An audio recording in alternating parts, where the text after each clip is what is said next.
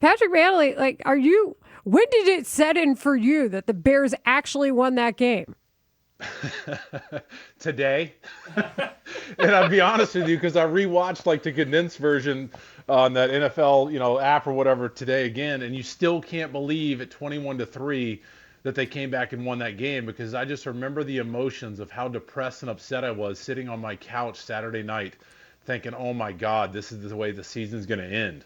So that post-game show, you can hear it in my voice in that post-game show. It's just the excitement. You couldn't believe it, couldn't fall asleep till later after the show, and you wake up the next day and you just still can't believe it. But you got to move on to the Rams, which is exciting to be able to talk about playoff week 2. But guys, it's just, what a game, what a way to win, and just the excitement in the city is just, it's insane. Patrick, because you are the longest tenured Bear, I need your thoughts, your reaction to Ben Johnson's actions and then the comments that followed said actions, and if you ever thought there'd be a day when George McCaskey would be on board with such vulgar language. Hell yeah. I love it. I love it, man. I wrote it down. I don't like that team. That's what he said. I mean, that's just awesome. I mean, he's taken this rivalry and embraced it. He's taken this team and embraced it. He's taken the city and embraced it with what he's done with the Wiener Circle.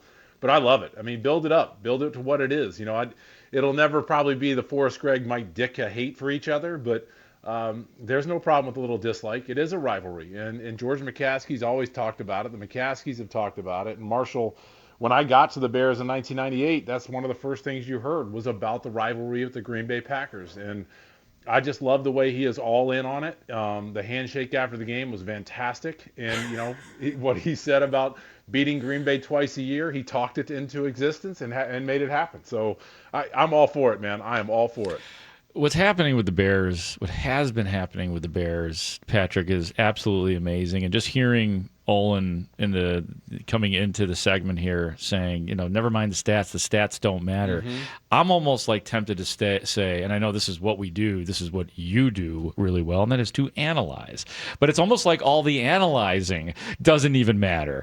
I thought I made a pretty strong case last week for reasons why the Packers were going to win the game. Yeah, how do you feel this week, buddy? Well, it's sort of I deserve it. I deserve it. Yeah, you do. You deserve all of it. You know where I? Is there a pay deduction? Is there a pay deduction this week for you working there? I think we got to talk to Mitch and strike a little money out of that paycheck. Yeah, there's been some. Let's just put it this way: I've been given a warning. I've been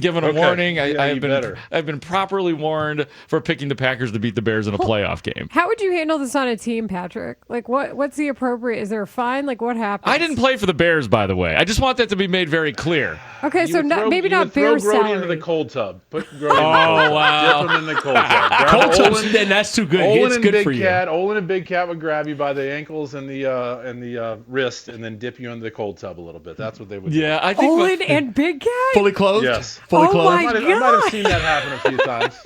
Of all the people, and I love that they work with us now, so this could theoretically happen here. Okay, let me just it's sort of like I'm in this sorry not sorry place, because there's nobody who thought or saw what we saw happen on Saturday, saw that actually coming. It's miraculous, inexplicable stuff. So, if you pick the wrong team, there's nobody who picked that to happen in that game. There's no way. No, not sorry. No, it's just it's a special season, man. Yeah. It's a special season. This is one that we'll never forget.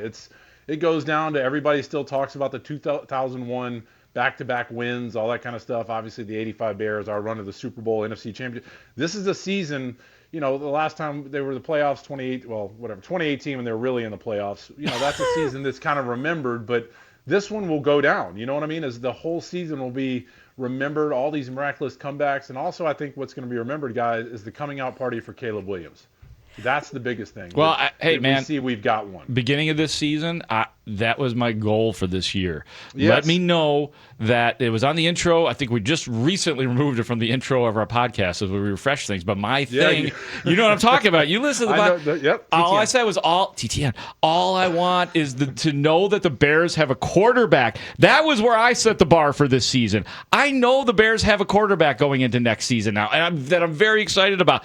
But then we got the bonus here, too. And it's 100%. That's all we wanted. And guys, listening to, I think it was your last segment, you guys played his speech in the locker room. It's his team now. That's what I hear in that. The reaction of guys giving him some crap, to cheering him on, to say get emotional, to watching everybody's face if you watch it on YouTube, to watch their reaction when he speaks. It's his team. And that's another part you wanted to see. Not only his development as a quarterback, but to me, the great ones, the quarterback are the face of the franchise, are the leader in the locker room. And you heard that from him, the way he spoke and the way the guys reacted to him. And that was what I got out of that speech. Not him getting emotional and talking about Ben Johnson and all that. It's the fact that it's him. He's the guy. He is the man now. And his performance is doing it. And then the way the guys interacted with him, that put me over the edge. And that got me excited to see that when I saw it when it came out. Well, and Patrick, I think you're echoing a lot of what functioning teams should be doing. Here you are talking about Ben Johnson's message. And I said in our first segment of the show, it seems like every time we have a question about this, he's also there to answer it for us in the media, which is another example of leadership. So then to see Caleb Williams, like you mentioned, post-game, and then also even what he did during the game, there's been a lot of discussion about him yelling on the sideline. And even like the cheese grater and him doing the Salt Bay with the cheese. I love that his personality is coming out more. Yes. It probably means he's more comfortable. But what do you think about it just from a former player standpoint, seeing a guy kind of come into his own? There's a rookie quarterback time where you're also learning. Like, how can you describe what you're seeing as far as evolution and the leadership part of it? He's what, 23, correct? 24, I believe. 24 now? Yeah, he's been programmed his entire life, right? Coming from high school to Oklahoma to USC, I believe, this is just my belief, that he's been programmed. He's had somebody, whether it's his dad, an agent, an advisor, that has coached him his entire life, that has kind of kept him in a box. And I think now once you get older, as a 24, 25, as he gets older, he's truly going to find out who he is. And he's going to become a man. He's really going to become like who he is. And I think that's what's happening. And when I saw him do that face and the cheese grater, I'm like, all right, that's personality. That's coming out now. And hopefully we get to see more of that in his discussions with us at the podium and all that kind of stuff. And his teammates, it sounds like, get to see that more, where it's not the programmed Caleb Williams walking into the locker room, that he's the guy now. Like he can be himself. He can let it out there and be comfortable. And I think that is part of his growth and part of his leadership, that he'll become more of a leader with this team. And I love seeing it. And I feel that he's been programmed. I think a lot of these guys that with the agents now, NIL, you get programmed to kind of stay in this little box, Instagram, Twitter, and all that kind of stuff. You can only have to stay in between these lines. That once you kind of figure out who you are and who you can be, then it really become who you are. And I think that's what we're seeing with Caleb. Joined now by Patrick Mannelly, the longest tenured Bear, former Bears long snapper, here on Rahimi, Harris, and Grote on 670 The Score, as he does each and every week during the season. And guess what, Patrick? The season, it continues on. Up next, it's the Rams. It's at Soldier Field. It's later. It's going to be freezing outside. How do you see this next challenge for the Bears? And show me a path to victory. I would not pick against them because, well, I learned my lesson because I was on board with Grote. I didn't see how the Bears are going to win. But as you know, things did what they did. I will also confess in this moment that I didn't think they were going to win, even despite picking them. So, nobody did. Like, I when called they my were dad down the next morning. My dad goes, I was supposed to go to Atlanta this weekend coming up, and he's like, "Wait, you're not coming?" I'm like, "Dad, they won the game." He's like, "They did?" I was like, "Yeah, I'll see you maybe Monday after the game." Goodness. But yeah, nobody did. Everybody went to sleep. There's a lot of, I'm actually down here in Florida for a couple days, and a lot of people down here, being the hour ahead, they all went to sleep. They're like, I went to bed before the game. I had no idea they won. I thought the game was over. So I think everybody felt that way. Yeah, you're going to the cold tub too, pal. So give me the path though, Patrick. Seriously, because the path. Sorry, because I think they can win the game, not just because they have won games in the shocking fashion that they have, but I can see the path. I'm just curious as to what your impression of the best offense in football in the Rams and how they can either keep up with or slow down. I think it's probably going to be keep up and not slow down. I'm going to put it on Caleb Williams' shoulders again. I think that's the way playoff wins happen and how you win Super Bowls. These quarterbacks get hot and they play well, and obviously your defense has to step up. So I think takeaways is one, but what I want to go see is Caleb Williams in this passing game, because you look at this Rams secondary, they're not as good as their front four. The front four we got to worry about, but I do believe in our pass protection, our O-line. What are we, fourth in sacks given up in the season or whatever, but I think it's the passing game. I really do. I think you put it back in Caleb's hands again, and you see what he can do, because I think that is the weakness of the Rams, if they have one, is the passing game. So, Caleb, you responded in a pressure situation last week. You played pretty well the entire game, I thought, and he plays well in big moments, and it just keeps getting bigger each week. So, Marshall, I think it's the passing game, which is weird because it has been the running game that has kind of got them there, but I think the passing game this week against this Rams team Can they not run anymore? I mean, it Yeah. feels like we just talked about it. Interesting, man. It looks like it's back to the way it was at the beginning of the season. You got a lot of free runners. I don't know if it's communication issues. It's all the way across the board. It's when you have issues like that, it's not one thing. It's everybody doing a little something wrong at a different time, and that's what it looks like. There was Quay Walker came through once or twice I know once on the end around, and it looked like they had the wrong point, or Mike or whoever they were going to. It just looks like communication errors right now. But the good thing is we've seen them fix it before, right? So I think they can fix it again, and it is a strength, and they have enough talent up there to get it done. So I think they can get it fixed.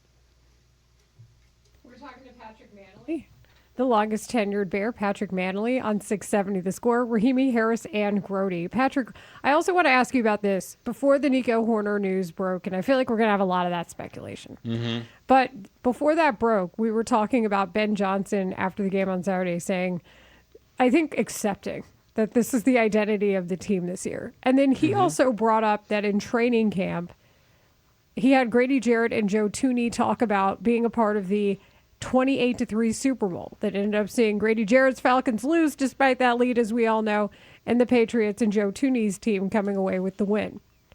What do you hear as a former player when you hear that? Because to have some of that stuff happen in training camp, you never know how those lessons are going to manifest during a season. I can't believe that it has come through this way in 7 fourth-quarter comebacks, and you've seen the team take this to this extent. Yeah, what the word that comes to mind is details. That's a coach touching every detail that's out there. That we've seen them take care of all the details in the games and stuff like that, but that's game management. That's just talking about there might be one game that comes down to the fourth quarter. Well, I was almost cussed there. Well, blank, 7 of them have, right? But it's amazing how it kind of Ben Johnson keeps like manifesting answers for all this stuff. But to me, that's taking care of all the little details, knowing that something like this will come up in the season, but you don't know it's going to come up this much. You don't know that's going to be the identity, because there are a lot of wasted meetings where you'll sit there and the coach will run through scenarios and situations, or just give this talk for 15 minutes. And you're like, oh my God, what the heck are we doing? It's never going to happen. Then some coaches give you these talks. The next thing you know, we're like, remember back in January he talked about this, or in April when we came back he talked about this. That's Ben Johnson. I think that's why he is worth $13-14 million, and why he was such a coveted head coach, that he knows how to cover all these little details. And it seems like he seems like magical how they seem to come to fruition. So that's what I see, Layla, is just details, that he's on them all, game management wise, all, just what's going to happen in the future. It's just details, and it's just been amazing to watch him coach this season. I don't know why I was just thinking this, but could you imagine Lovie Smith doing the whole good, better, best thing and saying bleep the Packers? Come on, guys, good, better, best. Never let it rest. Never let it rest. I'll see you on Tuesday. Patrick, one of the things that's kind of slipped through the cracks as far as good, better, best goes is the way that this special teams has kind of evolved over the course That's a huge one. of That's the another one this season. week, guys. That's another one. We talk about, hidden yards and everything else in Yes. between, but how much better, from your estimation, is this special teams, whether it's the punt game, the return game, whether it's the field goal unit having been as solid as it has been all season? Yeah, I called it buttoned up, and that's what he's done this year. He's buttoned up all the little issues of leakage on punts, leakage on field goals from last year, and now he's kind of the aggressor. You saw the first play of the game last week. They ran that fake reverse. So now that's out there. Like, oh my gosh, if I'm the 2 running down, the outside guy running down on the kickoff, you've kind of got to stay still. Maybe he's setting up you bend it back, or a counter, you call it, or whatever off of that.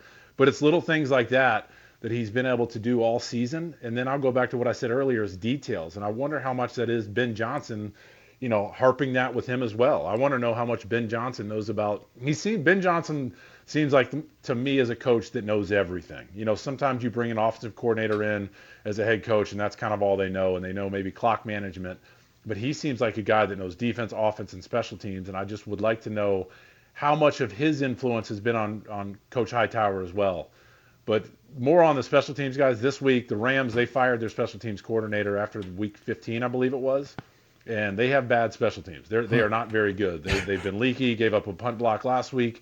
So I'm putting a lot on Richard Hightower and his game plan this week to see what he can do to help the Bears win this game. It's a big one for Coach Hightower.